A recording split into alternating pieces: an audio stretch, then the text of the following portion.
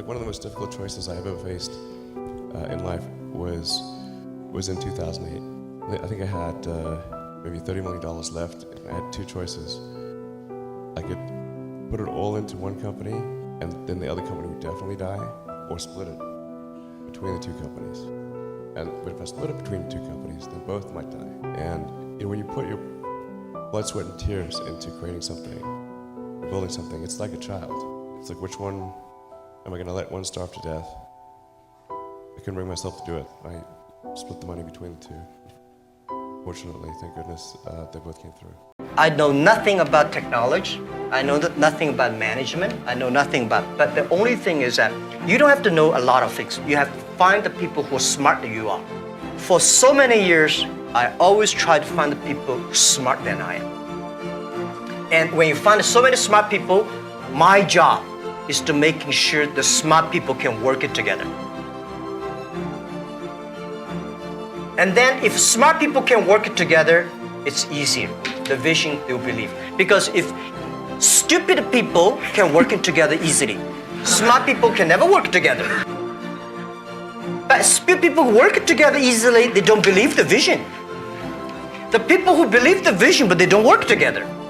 So very important is finding smart people, and my job is to making sure they work together. So the culture is important. You are here with your daughter, who is 21, right?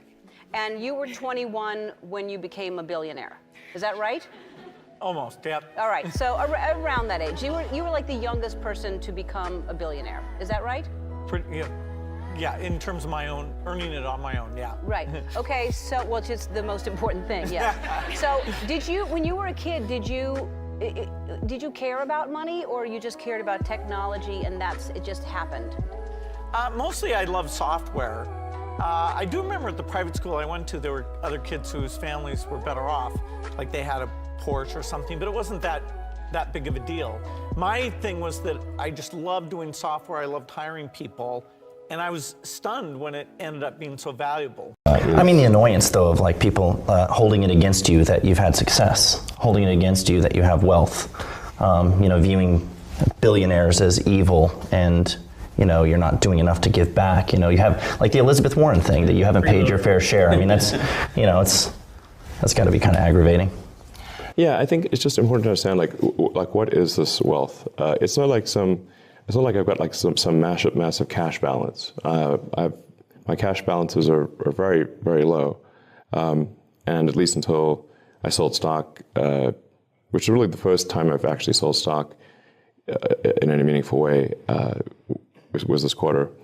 I simply had loans against my stock. So if Tesla and SpaceX went bankrupt, I would go bankrupt too, immediately. So nothing is free. If you want to be successful, you have to pay the price. Nothing is easy. Easy means you have to think different. You have to do different.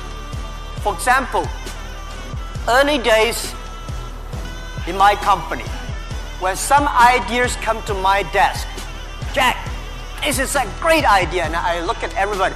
Everybody say it is a good idea, I normally throw into the rubbish. Because everybody say it is good, then all the other people think of. If everybody say this is going to be very tough, I'm very interested in that tough question. And I pick up and say, how can we do in a different way? This is to be unique, to be different. Cristiano Ronaldo, Joshua would like to know, what's the biggest key to your personal success? It's hard. Of course, talent without work is nothing.